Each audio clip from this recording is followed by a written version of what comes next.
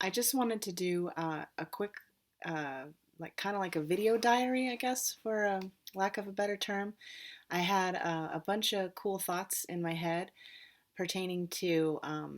I had just reread John yesterday and today, and I have been meaning to do my moon testimony, which was the next in line of all the testimonies that I had written down, and I said I was going to go write down the list.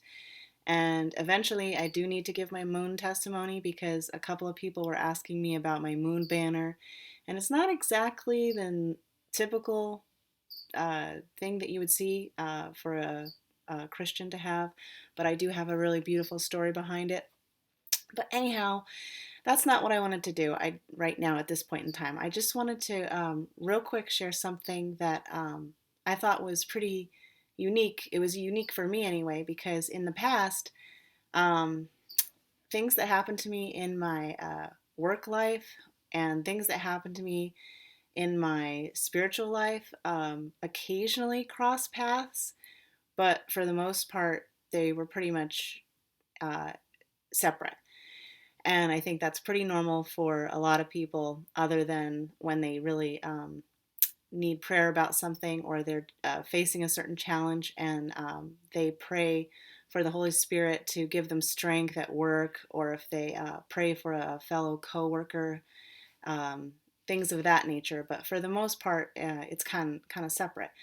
So, like I was saying, I reread John, and I wasn't expecting to really be surprised about anything necessarily, but something popped out at me that I never really noticed before, which was an angel rippled the pool of water before the people who had illnesses were coming to the pool to be healed. The angel was rippling the water, the angel was disturbing the water.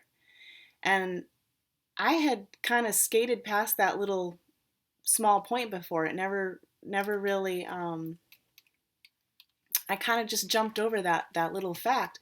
But then today I was thinking about something pretty cool, which was in my line of work in the past, I had many times explained the nitrogen cycle to people who are setting up a fish tank, whether it be a freshwater fish tank or a saltwater fish tank or a brackish water fish tank, what have you. One of the things that I was kind of used to going over with people was the nitrogen cycle, which just really quickly involves fish releasing ammonia into the water, which is broken down with nitrosomonas bacteria to nitrite, and then nitrite is converted to nitrate with nitrobacters. And basically, this good bacteria is established in the tank to balance out the bad bacteria. But there's one really important process, which is surface agitation. There has to be surface agitation on the surface of the water in order for this to take place, or I should say, in order for it to take place more thoroughly.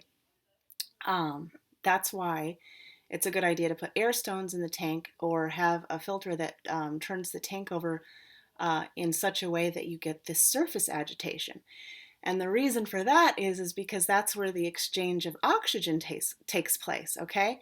So then I started thinking about this. I started thinking about in nature, when you have stagnant water, that's where you have foul water, or water that is has an odor and it's not fresh, and it's full of nasty bacterias and whatever. There's no movement. It's stagnant.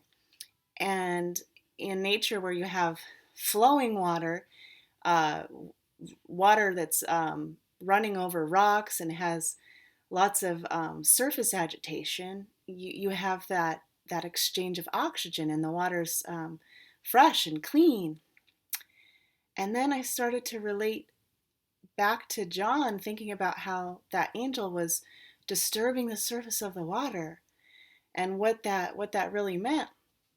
And then I started recalling in Genesis how when God formed the world, the Spirit of God was resting on the surface of the water. The Spirit of God uh, rested on the surface of the water. And it just made me start thinking about how, what in our life is stagnant, and what does God need to stir up. Sometimes we need some surface agitation to keep things from being stagnant. We need some movement. And oftentimes I feel like people get caught in an eddy, something that is just going around and around the same place. They're not going anywhere.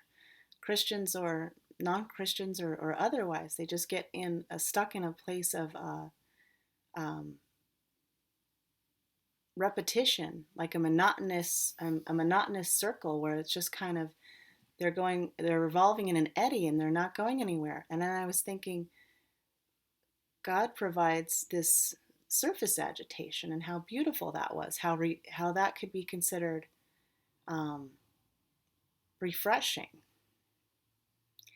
And it just seemed like a beautiful correlation for me, just to think about how something that I already knew about and in a non-spiritual way could potentially be spiritual when I thought about it in a different way.